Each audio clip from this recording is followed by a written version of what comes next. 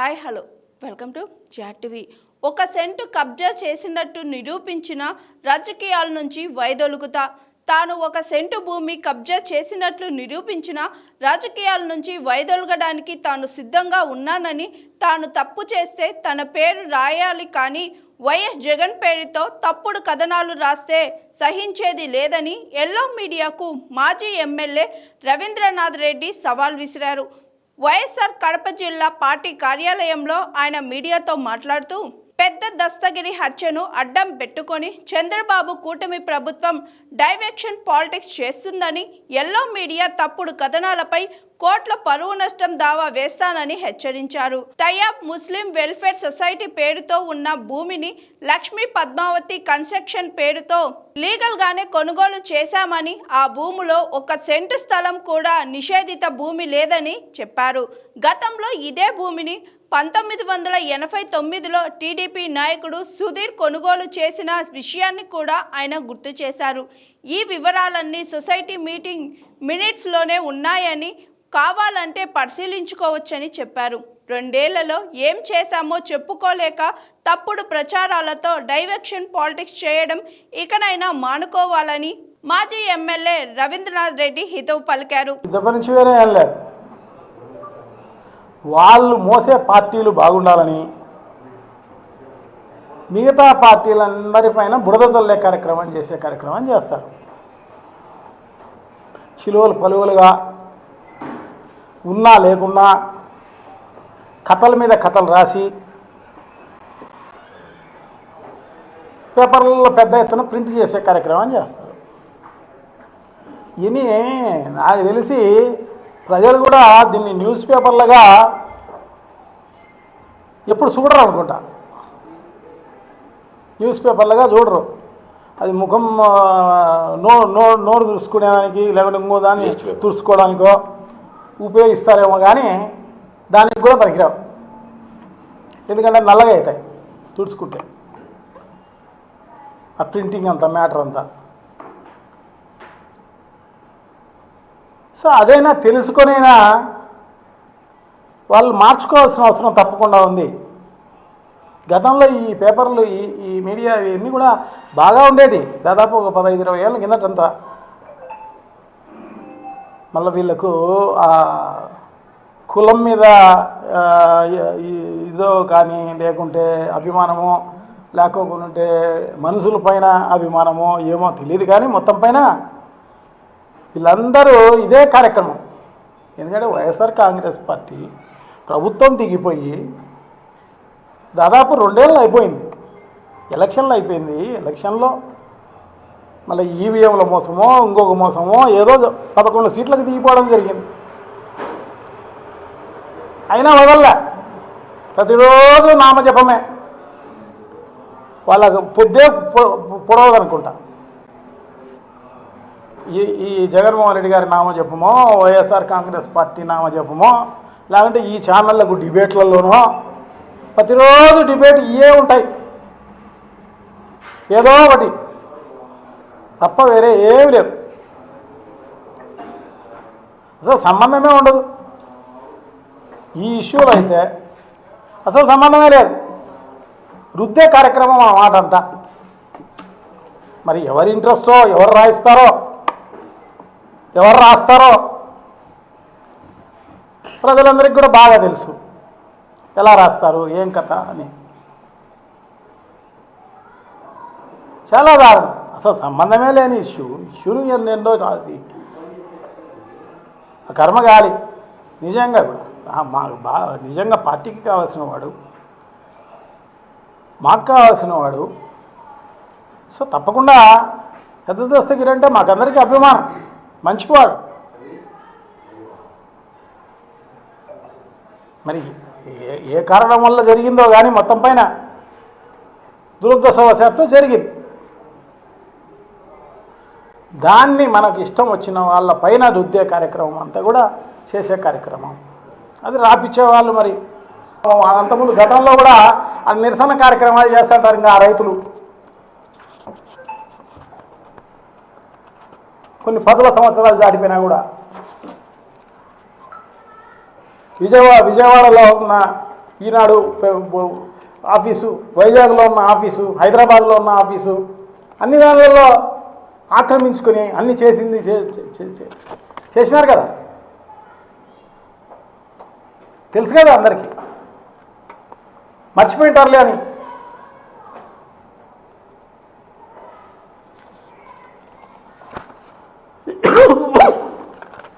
అన్ని రకాలుగా కరెక్ట్గా లీగల్గా ఉండి చేయడం జరిగింది. దీంట్లో అన్యాయం ఏం లేదు, ఎక్కడ అక్రమం లేదు, ఇంకోటి లేదు, ఏం లేదు.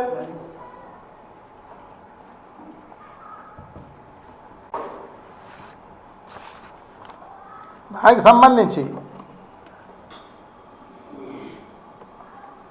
చాలా అంటే మేము కొనుక్కున్న తర్వాత ఇన్ని కోట్లు పెట్టి దానికి డబ్బులు పెట్టి కొనుక్కున్న తర్వాత ఇన్నేళ్ళైనా కూడా, ఎందుకంటే దాంట్లో ఒక చిన్న కన్స్ట్రక్షన్ యాక్టివిటీ కూడా చేయలేదు, దాని జోలికి కూడా పోలేదు. ఎందుకు పోలేదు? వాళ్ళకి ఏదో ప్రాబ్లం వచ్చి వాళ్ళు ఏదో కోర్టుల్లో వేసుకున్నది, అది వాళ్ళ ఇష్టం, వాళ్ళు అది తేల్చుకోవాలి. అది తేల్చుకున్న తర్వాతనే కరెక్ట్గా జడ్జిమెంట్ వచ్చిన తర్వాతనే దాంట్లో కన్స్ట్రక్షన్ యాక్టివిటీ చేపట్టాలి అన్న ఉద్దేశంతో మా పార్ట్నర్షిప్ ఫర్ము ఆ రకంగా నిర్ణయం తీసుకోవడం జరిగింది. చాలా రోజులు చూడటం జరిగింది. చూసి కాక వాళ్ళకు అమ్మడం జరిగింది. ఎందుకంటే దీంట్లో గతంలోనే దస్తగిరి అయితేనే వీళ్ళంతా పార్ట్నర్గా ఉండేవాళ్ళు. సో ఆయన కాకుండా ఇంక వేరే ఇంకొక ముగ్గురు వాళ్ళందరూ కలిపి వచ్చి వాళ్ళ షేర్లు తీసుకోవడం జరిగింది. దీంట్లో మా షేర్ అనేది అంతా కలిపినా కూడా మా ఇద్దరికి సంబంధించి కూడా 36% ఉంది అంతే. ఇదే మా మొత్తానికి మాది కాదు ఇది. మిగతా పార్ట్నర్స్ ఉన్నారు, అందరూ ఒప్పుకొనే రైట్ రాయల్గా అమ్మడం జరిగింది. దాంట్లో తప్పేం లేదే. దాన్ని బినామీకి ఇచ్చేసినారు. ఎందుకు ఇస్తారు మిగతా వాళ్ళందరూ? ఇంకా 4 ఉన్నారు పార్ట్నర్లు. వాళ్ళందరూ ఊరికనే డబ్బులు పోగొట్టుకుంటారా? ఎవరైనా బినామీలు అనేవాళ్ళు వాళ్ళు బతికుంటే మంచిది అని అనుకుంటారు. అట్లాంటిది బినామీలు చంపుకోవాలనుకుంటారా? అట్లయినా అనుకున్నా ఎవరైనా బినామీ చచ్చిపోతే అది మళ్ళా అది తిరిగి ఎలా వస్తుంది? ఎవరికైనా లాజిక్ కూడా అర్థం కాని పరిస్థితుల్లో వాళ్ళు ఆ రకంగా రాసే కార్యక్రమం చేస్తున్నారు అన్నమాట.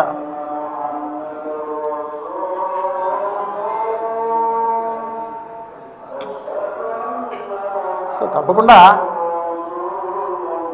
ఇవన్నీ కూడా ప్రజలకందరికీ తెలియజేయాలన్న ఉద్దేశంతో చెప్తున్నాం తప్ప వేరే ఏం లేదన్నమాట. సో ఇప్పటికైనా తెలివి తెచ్చుకొని బుద్ధి తెచ్చుకొని ఆ రాయించేవాళ్ళు రాసేవాళ్ళు తెలుసుకొని మాట్లాడుకోవాల్సిన అవసరం తప్పకుండా ఉంది. నా గురించి తెరిచిన పుస్తకమే. నేనేం చేస్తా, ఎట్లా మాట్లాడతా, ఎట్లా చేస్తా, నా వ్యవహారం ఏంది, ఇవన్నీ కూడా మీకందరికి కూడా బాగా తెలుసు. విలేకరులందరికీ కూడా ఒక చెడ్డగా వ్యవహరించే కార్యక్రమం చేస్తానా, ఎప్పుడైనా ఎక్కడైనా దురాక్రమణ చేసే కార్యక్రమం చేస్తున్నానా, ఏడైనా 1 సెంటు ప్రభుత్వ భూమి ఆక్రమించిన పరిస్థితి చేస్తానా, ఊరికి బురద చల్లే కార్యక్రమం తప్ప వేరే ఏం లేదు. సో ఇప్పటికైనా విజ్ఞతగా ఆలోచన చేయండి. వాళ్ళకు కూడా మంచి జరిగే కార్యక్రమం జరుగుతుంది. Thank you. మాట్లాడతావా?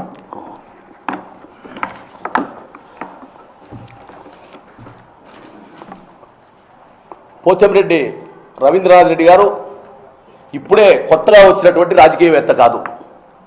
ఎన్నో సంవత్సరాలుగా ప్రజలతో మమేకమై ప్రజల కోసం నిత్యం పాటుపడేటటువంటి వ్యక్తి. కాబట్టే ఆయన మేయర్గా, జిల్లా పరిషత్ వైస్ చైర్మన్గా, 2 సార్లు శాసనసభ్యుడిగా ఎన్నికైనటువంటి విషయం అందరికీ తెలుసు. ఆయన సామాన్యమైనటువంటి వ్యక్తి కాదు. ఒక ముఖ్యమంత్రికి బావమరిది, మరో ముఖ్యమంత్రికి మేనమామ. అయినప్పటికీ ఇన్ని సంవత్సరాల్లో ఏ రోజే కానీ ఒక చిన్న తప్పు చేయనటువంటి గొప్ప వ్యక్తి. ఆ విషయాన్ని ఎవరు మర్చిపోవద్దు.